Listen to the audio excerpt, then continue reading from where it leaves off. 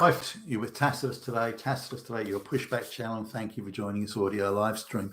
In this essay, I'd like to talk about the confusion between, which I think is perpetrated willfully and deceitfully by the globalist cabal, but the confusion between observing substantial behavioural and attitudinal differences between races and mixing those races together, and what would be pure racism in the sense of just the colour of somebody's skin is the sole determinant of whether you like them or don't like them, or they're prevented or allowed, permitted to do this or that.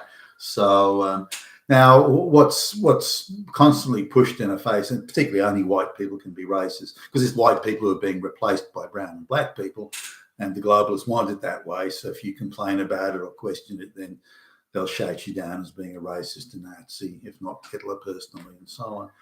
But the reality is that certainly by my experience and observation, and I've travelled the world many times over on business, so I've got probably a better appreciation of what might constitute racism and indeed behavioural cultural differences than most people ever will. And I don't see racism, certainly not by white people. I don't see racism, or I see it, I can't think to the top of my head that I've ever seen it. But what I do see and have seen, I've experienced it personally, is concern over behavioural differences. For example, if you have brown people suddenly appear in your midst and they are constantly rioting or doing, burning things down, then you would associate those misbehaviours with those brown people. Would you be against brown people? No, you would be against those behaviours, and those behaviours are typically carried out by the brown people. So that's not racism. That's like, hey, look at the difference in that behaviour. And that behaviour is typically comes from these sort of people. Will there be exceptions? Of course there will. But that's not racism. It fails comprehensively to meet the classic definition of racism. Do you disagree with this riotous behaviour? Well, yes, but then that doesn't make you a racist. So let's have a look at that. Now, I got at a young age, I got quite a shock going from an all-white school, sort of quite middle class, I guess, some working class, but an all-white sort of middle classy type school to probably lower middle class, I would say in that case, going to a multiracial school where white people were in the minority, and there was a lot of brown people. And this was just quite a shock. Not the brown people. It didn't really make any difference to me. I don't ever recall looking at them differently because they were brown. And I was 11 years old or something when I got presented with this. But it was a shock because the behavioural difference. I'd never seen this sort of behaviour before, and it took me completely by surprise. I sort of didn't really know what to do. How to sort of work around it or how to deal with it, and because there were strange names and people that couldn't speak English very well, that I sort of didn't really care about that. I was kind of multilingual at that age anyway, so it was no big deal. But the behavioural differences I struggled with. Now, I'd been exposed to other racial groups that had their differences, but they were all sort of Christian and West European and that type of thing, or West European type behaviour. So I hadn't really been exposed to anything outside of that.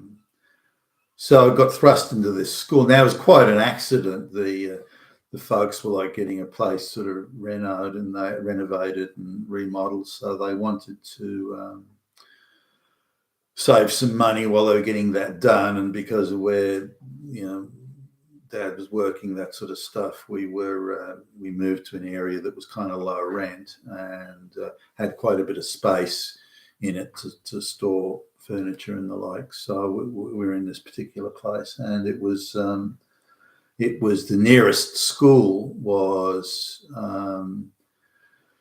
this area that was right on the edge of a large recent sort of migrant type area with a lot of like migrant hostels, migrants moving in, and government housing for migrants, that sort of stuff. So So this was my first experience with a school that had, well, any brown and black people in it.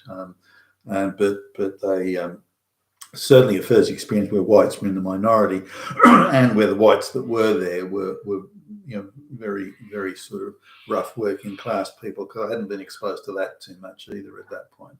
So it was all a shock all around. So we're talking 11-year-old kids that are smoking, carrying flick knives, and the police are around to the school every fucking day, sometimes multiple times a day, taking kids away. The kids were turning up to school with ropes that were try and hang people around by the neck off the parallel bars in the gym. I mean, it was insane. I'd never seen this sort of thing. But also other behaviours like gangs of brown people that would lurk around the school canteen, and if you tried to buy anything there, as soon as you walked away, they come and pounce on you and try and steal your stuff. They were constantly running around trying to steal any money that you had. They would go through your school bag and try and find your lunch, and if they didn't eat it, they would try and do things like urinate on it and defecate on it. Again, these were 11, 12-year-old kids.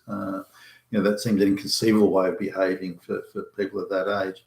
And sports days, these brown kids, mostly Middle Eastern, like Lebanese, Maltese, that sort of stuff, they would, one of them would do a very large and pronounced defecation in the middle of the change room in the sports day. And so there'd be this huge turd standing up, vertically, and placed in the middle, and then gangs of them would try and grab kids that were coming through the doorway and then push them into the turd, and really enjoying themselves, laughing uproariously about it. And I've mentioned this in other videos, previously, and by the way, and going on and on and on, doing this sort of behaviour, stealing everything that wasn't nailed down, and then they would do the strangest things, like they would gather in gangs, and then they'd sort of go up to a certain area of the school grounds, and then say, oh, this is our area now, no one's allowed here. And then they would just start randomly beating, kicking, and spitting on kids. They would do other things, like they would stand at the main entrance to where the canteen area was, it's like lunchtime, and they all seem to have these sort of terrible respiratory issues, but they would then hack up greenies, sort of phlegm, and then spit on kids as they were going by, and they would again congratulate themselves with raucous laughter and so on when they'd spit on someone, and a big hack would land on the on the back of the person, and so on. Again, going through other kids' school bags and stealing everything. And I mean, it just didn't stop. And I'd never seen this sort of behaviour before. And one time the police came round. They'd grabbed some kid who they didn't like, and it didn't take much to transgress, not in the eyes of these people. And then this was a hot summer's day, they'd used a magnifying glass to torture this kid, and burn tracks down his arms and whatnot. I'm saying it now in astonishment that it even happened. And of course the police were being called, and there was also things like public canings, where the canings seemed to be the same names, were sort of occurred pretty frequently. We're getting called up, and it was public caning. So they were doing this, I think, to send a message, but all it did is, as a kid that age, convinced me that this was a place that was utterly intractable. Well, what could you do with people like this? I mean, seriously. And so they would, kids would be called up, and then teachers or people would go into the crowd, grab the kid and bring them out, and they'd be caned publicly while everybody watched. I mean, fuck me. I mean, what was next? Going to be a public hanging or something? So it was all, I thought, the place descended into some sort of medieval hellscape, and I went to school with much, as you can imagine, much trepidation, more from the shock of it all. I mean, they didn't particularly give me a hard time. It was a bit annoying at times when they'd I said to my folks, look, don't give me money to go and buy stuff at the canteen. I just don't want it. I mean, if you've got money in your pocket, it makes you a target. I just didn't want to. No, forget it. I don't. So, and so all this sort of thing's going on. But again, it's the behavioural differences. Now, I came away with a certain view that people who came from those places really had to prove that they would not behave that way, given how universal that bad behaviour was. Now, it wasn't the case that only one or two of these sort of people, Arabic people, they were. There's only one or two of them misbehaved. It was the majority. I mean, they seemed to move in large groups, and they all seemed to want to behave in that way. They seemed to take delight in inflicting discomfort, humiliation, punishment, and so on. They seem to think it was their right to steal. You have money, I can take it. And they didn't seem to consider consequences. They even seemed rather confused when they were caught. They just looked at it as incredible bad luck that they were caught, not that they'd done something wrong. And that I thought surprised. So they had a very different mindset to the one sort of most of the white people had. And there were things like, say, the medical cabinet in woodworking, which was compulsory in first year high school, like carpentry, that sort of thing. So woodworking. So they would just they break the lock on the medical cabinet and open it up and just start stuffing their pockets with whatever was in there. It was quite mindless. They didn't attach a value to any handful of stuff they grabbed. They just stuffed their pockets with it. And the teacher caught this a couple of kids actually doing it, and told them to stop and tried to move them away. And so it turned into a punch up. The kid just turned around and slugged the teacher. And so they're having a punch up there. These two kids having a punch. Now, but bear in mind, they're 11 years old, having a punch up with a teacher. As far as they're concerned, they've done nothing wrong. The teacher was in error trying to stop them, and they weren't going to be stopped, and that they had a right to take this. And who was this teacher to stop them? So they had a complete a lack of respect for authority, or even an appreciation that having an orderly society was desirable. They didn't even sort of grasp that.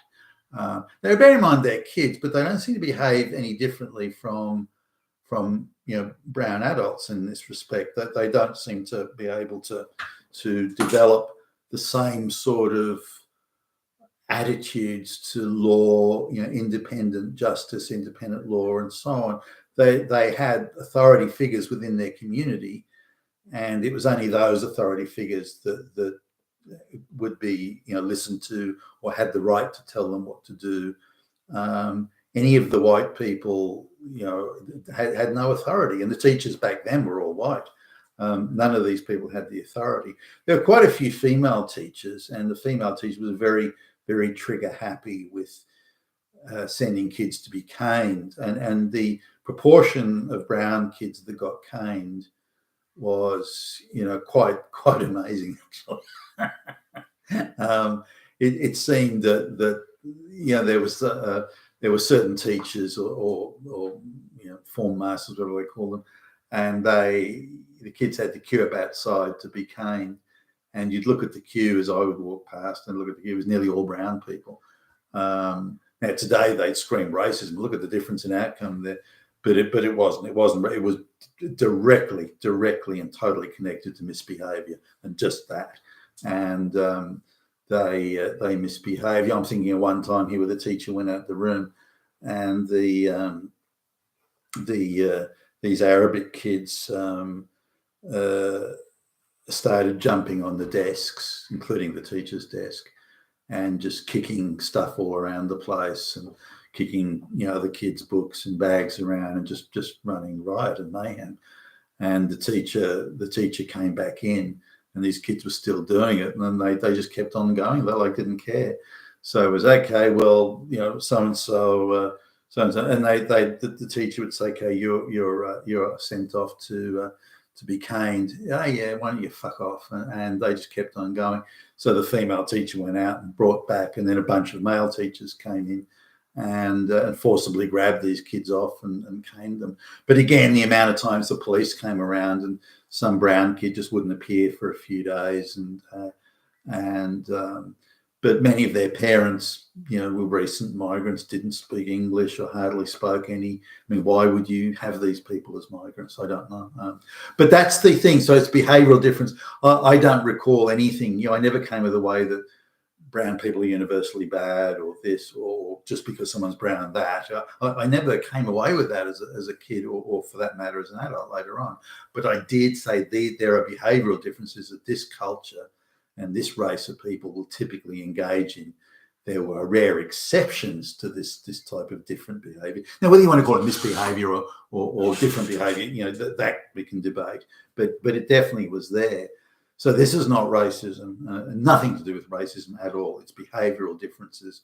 And this is what we're seeing all across the West today, which is being deceitfully and I think treacherously labelled as racism when it's not. You've been a Tassus today, your Pushback Channel. Thank you for listening.